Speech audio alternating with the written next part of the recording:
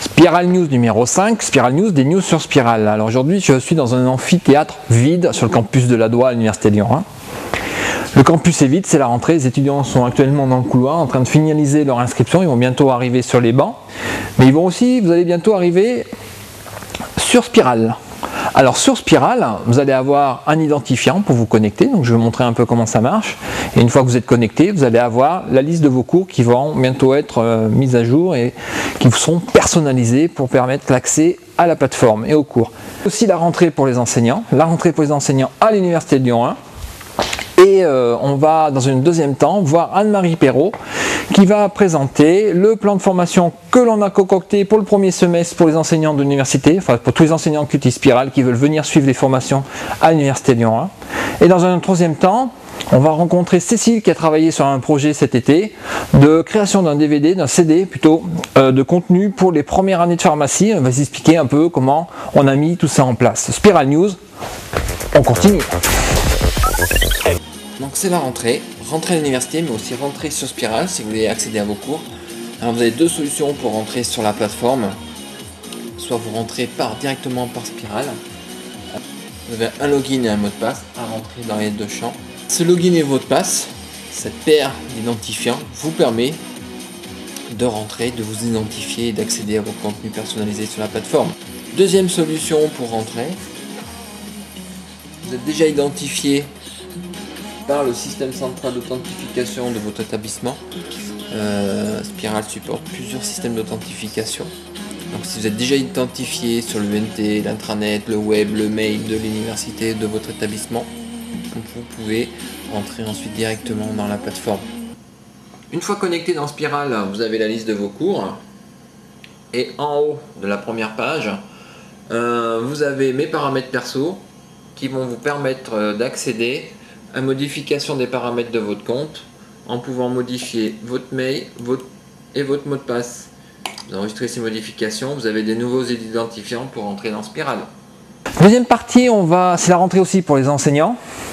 Donc on va expliquer aux enseignants, c'est Anne-Marie qui va vous faire ça, qui va vous présenter le programme de formation pour les enseignants, formation à Spiral, formation sur la pédagogie. Bonjour, je suis Anne-Marie Perrault, responsable des formations TIS au sein du service Practice. Je vous informe qu'on a mis en ligne sur la page d'accueil de Spiral le plan de formation proposé par le service Practice pour la période septembre-décembre 2007. Alors, nous proposons des formations à différents niveaux sur les outils numériques, donc prise en main de la plateforme Spiral, formation plus spécifique sur les briques questionnement, briques gestion de projet, mode séance, mode agenda, site web de formation, entre autres. Alors, il y a une formule atelier où les enseignants viennent travailler librement pour se rendre autonomes et nous on est là pour leur apporter de l'aide et de l'expertise. Comme des TP où les profs viennent avec leur projet et c'est toi qui les guides. Exactement, ils viennent travailler dans une salle informatique. Le créneau horaire est souvent entre 11h et 15h.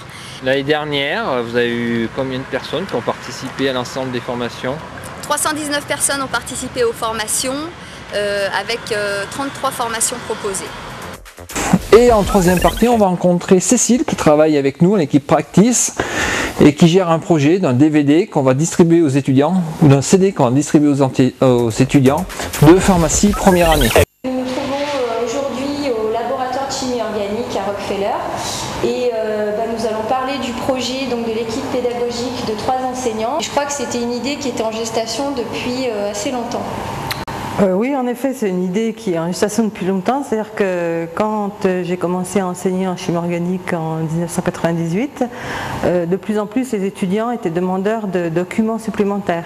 Donc on a d'abord démarré en 2000, je crois, par la création d'un site web de chimie organique où on mettait un certain nombre de documents à disposition pour les étudiants de première et de deuxième année de pharmacie. Et puis donc le site web s'est progressivement enrichi en passant par les nouvelles technologies, LTE, etc. Et parenthèse, à l'époque, Spiral n'existait pas. Voilà, oui, Spiral n'existait pas.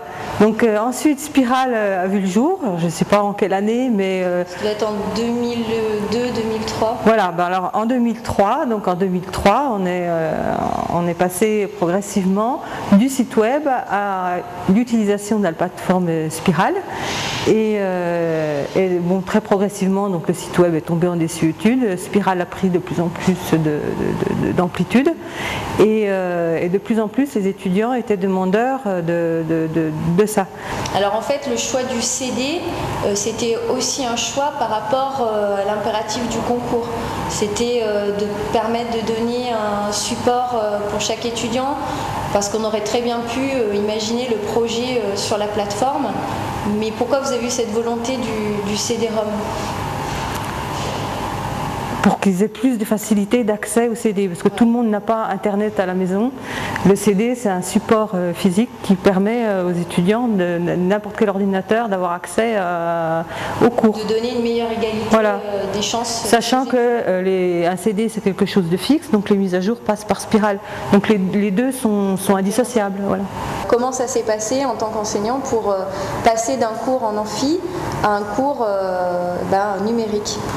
Alors, au départ, on avait déjà, ma collègue et moi-même, tous nos cours sous forme de diaporama PowerPoint. Donc on a découvert qu'il existait des logiciels comme Breeze qui permettaient de s'enregistrer en même temps que le diaporama, donc avec toutes les animations du diaporama. Donc on est parti sur cette base-là. Au départ, on a tenté tous les deux d'improviser comme on fait en cours. Par contre, ça, il s'est vite avéré que c'était très difficile. Donc on a été obligé de taper tout notre cours, tout le texte du cours, en insérant les animations pour pouvoir arriver à faire quelque chose qui soit assez cohérent. Hein, parce que lorsqu'on essaye d'improviser comme ça, on fait trop d'erreurs et ça passe pas du tout. Alors Madame Radix, on a vu avec Monsieur Neubois que donc l'enseignement sur le CD-ROM était très complet. Alors finalement, ça va se substituer aux cours en amphi. Enfin, est-ce que les étudiants vont encore venir en amphi? Vous avez fait CD-ROM pour plus les voir ou comment ça va se passer? Alors effectivement, les étudiants n'iront plus en amphi. Il n'y aura plus de rapport direct entre 400 étudiants et un professeur. Par contre, on n'a pas fait ça pour ne plus les voir. Il y aura des séances de questions-réponses qui vont se substituer aux cours en amphithéâtre. Et donc, ce qu'on espère avoir par le biais de ce CD-ROM, c'est une meilleure interactivité entre les enseignants et les étudiants. Donc, les étudiants, en ayant le support du cours en permanence chez eux, ils pourront le voir autant de fois qu'ils le veulent. Donc, ils auront une meilleure appropriation du cours et ça les amènera, on espère du moins, à se poser plus de questions. Et voilà, c'est déjà terminé pour cette édition de Spiral News. À bientôt.